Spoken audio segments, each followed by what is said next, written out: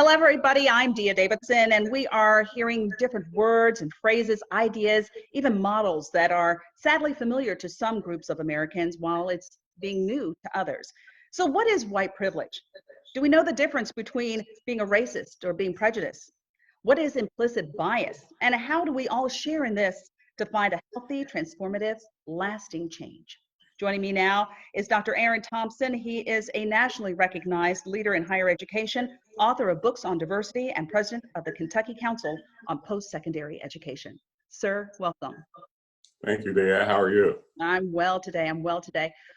Let's start with the all-encompassing, talking about diversity.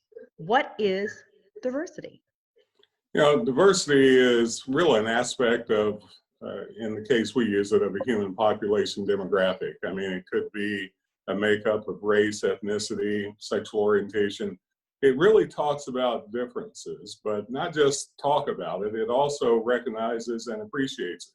So for diversity to have a working sort of operational definition, for it to really work, in other words, you have to add those two pieces to it. It's not just recognizing differences, it's appreciating it, it's understanding it. It's not tolerating either, by the way. It's the idea that we are made up of all different kinds of people with ideas, learning styles, different political ideologies, and all of those matter in a civilized world. It matters at a deep level. It matters how we learn and what we learn and how open we are at learning new things. It matters that it helps us to grow within ourselves as well as within an organization, or well as within our United States in this case, or the world. So then my question to you, sir, is the difference between racism, or prejudice. Is there a difference? Can we be one or the other? Can we be both? Yes, on all of those.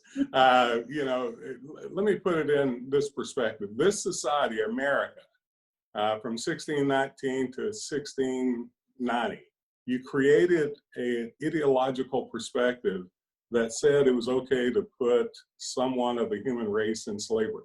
And it was okay, more okay, if that person happened to be dark or African heritage. And so our society, as we know of race, as a social concept of biological happenings, you know, I look black, thus I must be that way, happened in America. So our society is based on racism, whether we like to admit it or not. So we're a part of this society. So we can't deny it's there. And it's going to come out in many cases in one or two ways if you're racist. In an implicit way, you deny that it's there, and thus you don't know that you're doing it. And then explicit ways, and this is what we see with white supremacists. You know, the idea, though, that prejudice is just prejudging someone. And I can prejudge someone based on a variety of factors, based on a variety of not knowing about them. But they all fall in the bias category. Racism happens to be deeper. You know, racism goes to discrimination, and that's deeper than prejudice. It's deeper than just being biased. But all of it concerns itself around lower order thinking. You have to literally reject truth in order to accept all of those. So my argument is we all are probably racist, but if we recognize that we are, then we have a chance of not being that. If we recognize that it's there, then racism will sooner or later disappear to that degree. Not recognizing it is the problem, and not actually employing certain methodologies to get it out of our institutions is even a bigger problem. Well, we have had many discussions, and even our corporate parent had training for us, implicit bias training. And we're seeing people who are posting things on our Facebook page saying, white privilege, that's not real. You know, stop talking about it. Is white privilege real, and what is it? Well, sure, it's real. I mean, just like economic privilege is real. I mean, the idea that we, once again, I'll go back to my statement, we raised America in a very racist system. So if you were white, you had more privilege. You weren't in slavery. Some people are going to say, well, there was indentured servants. Yes, but that ended fairly soon. But if you're white, you had privilege, and you still do. I mean, if you look at the history of disenfranchisement in America, especially for African Americans and African American males, you'll see where that privilege comes out over and over again. To not admit you have privilege then puts you in a situation of not understanding what to do about it. As a very highly educated man that probably is of at least the middle socioeconomic class, I have some privilege by relative comparison to a poor person. So the idea that we deny privilege is not really reasonable. And we are going to have privilege based on two biggest factors. One is what I call a scribe status. You know, if you're a woman, if you're African American, you're probably going to have less privilege. Or based on achieved status, how much money you make, you know, how much education you have, and so on. So privilege exists. And the idea that you don't recognize it or deny it means you haven't. I mean, because you haven't had to deal with not being privileged. And those of us who had to deal with not being privileged fully understand that privilege exists.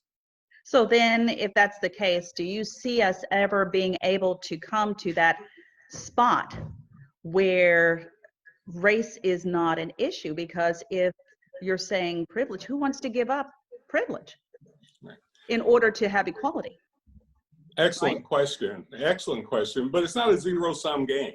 I can have my privilege and let other people have their privilege, and we can all be privileged. That's what equity is, right? It's not equality necessarily, because we bring different things to the table. It's having the same opportunities, it's having the same regard of who we are as people. And that's why I argue over and over again that measuring cultural competence matters. Yes, it's good to recognize diversity, but cultural competence is a process by which you learn how to use diversity in a positive way to advance, and know how to measure that to know where you're at exactly. So the idea that what I'm seeing now, Dia, that I won't see it in my lifetime, you probably won't see it in your lifetime, where race doesn't matter. But the idea I see around this Black Lives Matter, I see far more people of color and far more white people are out together than I did in 2013. I also see many people admitting from all across the political aisle saying this has to stop. The idea that we're coming together now in such a way may not be as fast as I want to. I've been dealing with this a lot of decades, being a poor Black kid from Eastern Kentucky. But the idea that I do believe we have a shot of making it significantly better and know how to operationalize it in a way that we grow as a population. So I'm cautious, but I'm hoping. We have to keep hope, don't we, in order Yes, to we do. keep going. Last question, sir. We both are passionate about the diversity issue. I use your textbook at the University of Kentucky during my journalism course, and the case studies that you have in your book, especially the one about Mr. Byrd in Mississippi and the dragging death of him. Any plans to change your case studies anytime soon to reflect the I Can't Breathe, the George Floyd, the Breonna Taylor? As a matter of fact, we have a new edition coming out where we do exactly that. And I also have another book that's out that we even address COVID-19 in the process and the disproportionate effect that it's had on people of color. You know, and I operationalize Black Lives Matter, by the way, in this way. If you look, I'm a data guy. If you look at the data, if you look at what's going on, it's really clear that equity is not there in all these institutions that we're talking about, whether it's criminal justice, whether it's education, whether it's healthcare, or whatever the case may be, it's not there. And those of us in power with some privilege of some kind are called to address that.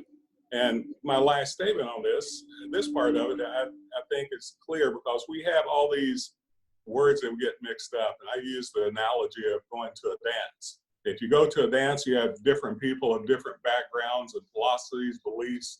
I mean, that's diversity. You know, inclusion is asking all those people to dance. And equity is teaching them all to dance so they can truly perform at the level they need to. What we have to do is really address what we need to address and measure it from the standpoint, are we doing all those three? And not just talk about diversity, because everybody talks about it and they value it, but no one knows how to operationally define it to make it work for us. And that's the key in order to make that transformative change that's lasting for our children, our grandchildren. Dr. Thompson, thank you so very, very much, sir. Thank you so much, and thank you for using the book. I'd love to come and talk to your class sometimes. I would love it. I'll be in touch with you for that. And thank you also very much for joining us for this conversation on race. Until next time, I'm Dia Davidson.